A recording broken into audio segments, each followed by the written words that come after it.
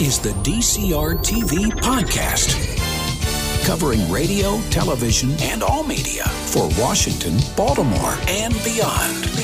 DCRTV. This has got to be the coolest story that I've heard in a long time. Joe, tell me what you've done. We purchased a radio station. Didn't seem like all that unusual a thing. I guess I've been around long enough to remember pre-deregulation and the beginnings of iHeartMedia and all of that. So I don't think an individual owning a radio station is all that weird, but I guess today it is.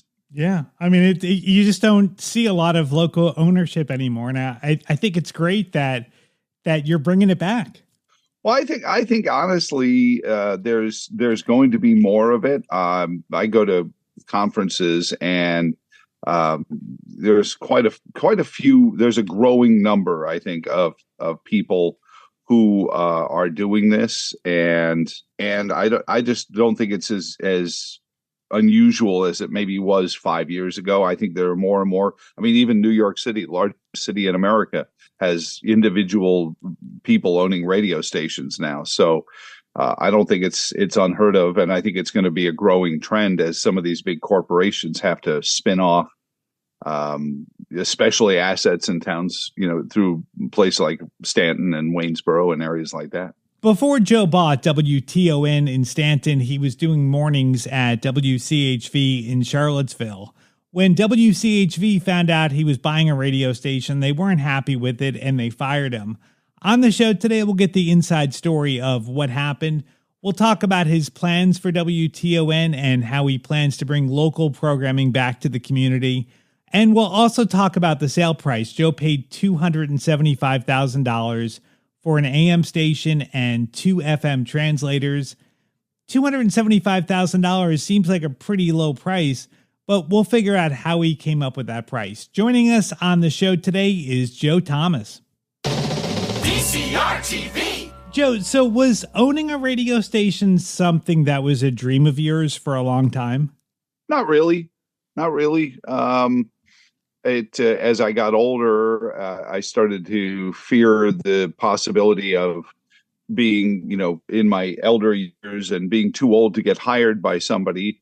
So I started to think that maybe that's a reason to own it yourself, because then pretty much you get to decide when you exit or not. I know an awful lot of people who are, left out of radio with it before they were ready to. So I thought maybe this would be an opportunity to do what I've always loved to do, which is serve a community, and also not have to worry about, somebody coming in and saying, oh yeah, we sold the station to so-and-so and everyone's out. Before you bought the station, you were PD and mornings at WCHV and in Charlottesville. And I was surprised that they fired you when you bought the station. What happened? The plan, as it was put forward, was that we were going to work together, and that was originally the discussion. And then after a bit of time, they decided they didn't want to do that, so we parted ways. Just personally, thinking about your family budget, when you're going into this venture, thinking you've got a steady paycheck that's going to put food on the table, and you've got this radio station that you're kind of going to run on the side. And now all of a sudden the radio station has to support you. Has that personally just been tough to personally budget your life? Well, at first, we were never going to, it was going to be transition. It was actually the other way around, is what I'm going to say. Okay. So, the owning the radio station was going to be the main crux, and running the radio station for Monticello Media would be something I did along with it, whether you want to call it consultant, whatever. But that's part of it. I don't know all the reasons, but that was really how we were looking at it. And we, when we made the business plan, and I talked to some people in Staunton and Waynesboro, and they seemed to be very enthusiastic about having a news operation that was going to lead with Staunton, Waynesboro, Augusta. and the surrounding areas, rather than kind of be big corporate. And if you're getting anything, it's big police blotter stuff out of Harrisonburg, which it's still news stories. But we thought we could bring a personal touch that wasn't being felt in the area. And there was a business model that seemed to think that we could make money pretty quickly, earn revenue, I guess. Make money sounds so capitalist. Right. We could earn revenue pretty quickly and generate, both benefit to the community and feed our family. So as far as what you bought, so you've got 1240 AM and then you've got 2 FM translators. Where are the where are they located? 101.1 FM is at the top of Afton Mountain. And then 98.9 is in downtown Harrisonburg. Okay. And Afton Mountain is in between Waynesboro and Crozet. Okay. So it's sort of between Charlottesville and Waynesboro. Okay. So you've got a pretty big coverage area between the 2 FMs. And then the AM. The 101.1, certainly given its height, which is FM, makes it considerable. But they are translators. They're not full power bespoke FM. So that you're going to get so far. And what we had thought was that, given 107.5, which is where I had been working, faded out as you started to get into Ivy, and 101.1 came kind of started to fade out from the other direction there, that was a good way to create an association where you could cover a lot more area. But certainly Staunton and Waynesboro and Western Albemarle and Nelson are still going to get our full efforts either way. How did you hear that the radio station was for sale? It just seems interesting to me, because like radio stations aren't advertised for sale like, say, a house would be. Like it seems like it's more under the radar. So like, how did you find out about the station being for sale? People who are in the industry after 37 years. I've told my kids this. You've heard the expression, it's not what you know, it's who you know. And I always tell my kids when I hear them say that, and in America, at least, that's a changeable equation. If you don't know the right people, you can go meet the right people. And over 37 years, I've gotten to work with a few people or know a few people who are at business. So that's how it came about. So was it another local owner that you bought it from, or was it a corporation? No, it's a local nonprofit called StuCom. They operate WNRN radio in Charlottesville. Okay. So did you just call the owner up and say, I heard you're looking to sell one of your stations? We had some people who were looking to buy or to raise money to buy a radio station. Okay. And then the discussion started going out into the world. Who's got one for sale, or where might there be one for sale? Because they had first approached me about some of the ones in Charlottesville, and none of them were for sale. And so they said, well, do you know of anyone else? So I asked around. Wow. Okay. So you got a couple of investors like to invest in the company with you? Well, we actually just one. Okay. But it started out with a couple, and committed to being in the local community and understanding that, if we're going to fight centralized everything, centralized retail, centralized government, centralized, justice, all of these things have grown so far from Main Street. What it's done is left a lot of people on Main Street disenfranchised with, small businesses, 3, 4, 5 employees, and no place to tell everyone, hey, you can get hardware over here too, and sell their customer service rather than the dispersonal big box store kind of stuff. So that's what we did. Now, I saw in the trades that you paid $275,000 for their station, and that sounds like a good price. But like, how do you value the AM and the translators? Like, how did you know that was a good price to pay? Well, there's a new equation. I've been around again.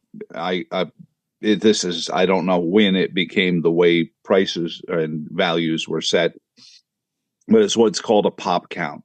And what you're basing the value of the station is based on whether it's AM, FM, and then the population that it reaches. It's similar to how cable companies will say we're in 500,000 homes, right. And then you'll say, okay, well, how many of them are watching this channel, that channel? So first you determine where the transmitter covers, and then you determine how many potential listeners there are in it, and then you put basically a price per person on that. Okay. So that's how valuations are done these days. It's a little cleaner than it used to be.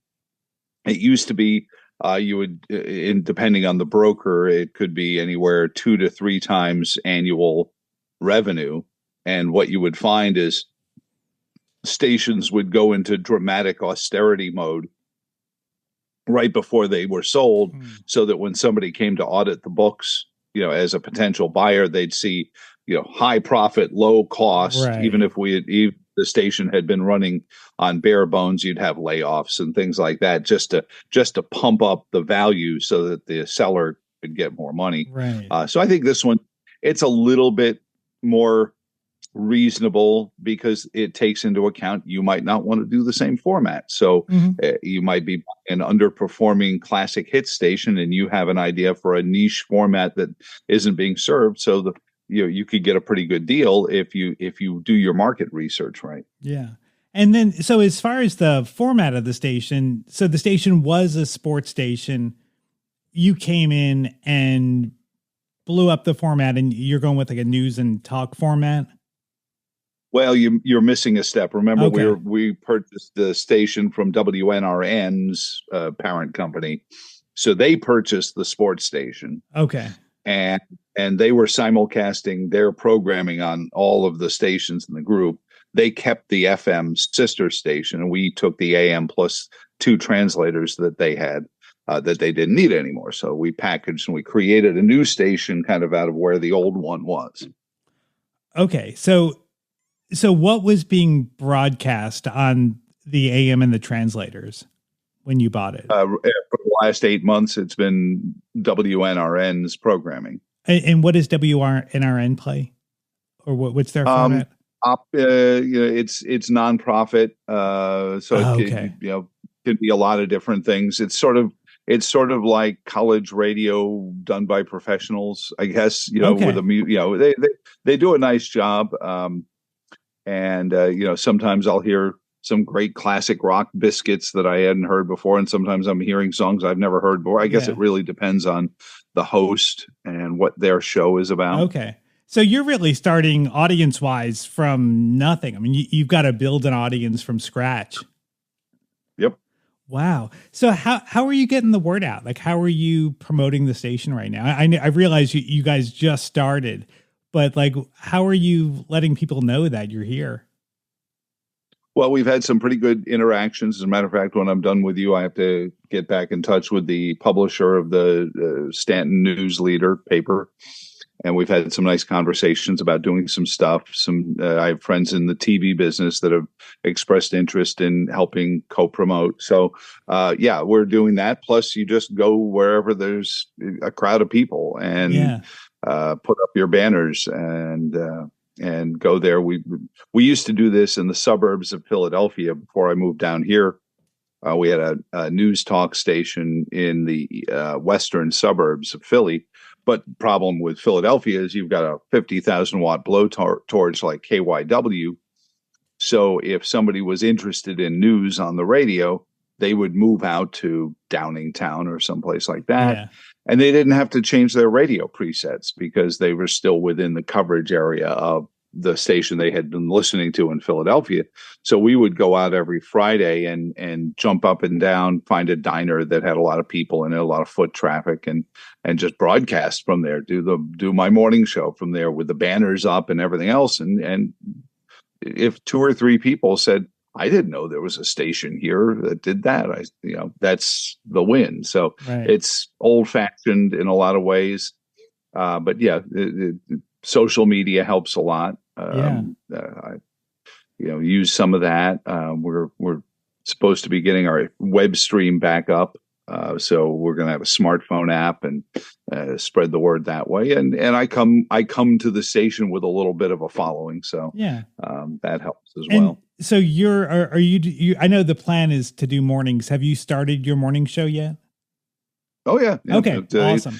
The seller left the building last Friday at 6:30. So we were sort of, well, I guess Birdie's got to learn to fly or not. So we were on the air a little earlier than we expected to be, but we were ready to go for the most part with it. And I've been on the air each morning all week. Now, producing local programming is expensive. And I know it's, with you being a startup operation, you don't have an unlimited budget to do programming. So do you plan to do local programming, or is it outside of your morning show, or is the morning show going to be the extent of your localness? I usually challenge kind of those paradigms that, it's expensive to do local programming. Is it? I haven't noticed that. In some cases, it's actually lucrative to do local programming. This idea that it's just news in and of itself. News programming is more expensive than top 40. We used to joke that if the records weren't free, we'd be all talk. That was the joke in music industry. Well, now the records aren't free. You should see what the publishing contracts cost. Right. But the rights fees. But it's if somebody's got a show they want to do, often it's more lucrative to do that than it is to try to just get people to, because they'll promote, they'll produce, they'll bring sponsors because it's their baby. I've got a farmer who's got 4 or 5 farmers that want to do a show with him every week. I'd rather that than a nationally, and there are some very good nationally syndicated farm shows. But I'd rather have local guys talking about what's happening locally, and they seem to be into it. And we just haven't started it all yet because sometimes it's like the old wedding reception where nobody wants to get on the dance floor first. So now we're on the air. Now people are hearing us, and now they can, kind of get that feeling for what we're doing, and hopefully we'll do more of that. But I'm not afraid of carrying the load as the local talk show. My first agenda is to fill the newsroom with people, because that's where the expense of news radio is stringers and anchors and reporters, because you can't just voice track news, right, and be okay. See, just the other day when President Trump's verdict came in, if you had your news pre-recorded into the 5 o'clock hour, you were missing the biggest story of the day, which was Donald Trump's 34 convictions, guilty verdicts. So you have to be ready. You have to have people around. But there are stories about budgets being blown up and things like that it's not. My wife says I work too hard. And maybe I'm a bad person to work for, because I don't think it's hard to get these stories and get them on the air. So I may be a tough guy to work for when it comes to being a news director, but that's really the first priority of what we're trying to hire. Joe's radio station again is WTON in Staunton. And if you enjoyed today's podcast and you want to hear more episodes like this in the future, make sure you follow the show. We're on Apple Podcasts, Spotify, iHeartRadio. All you have to do is hit the follow button and you'll get notified every single time I put out a new episode. My name is Dan Lane, and this is the DCRTV Podcast. DCRTV.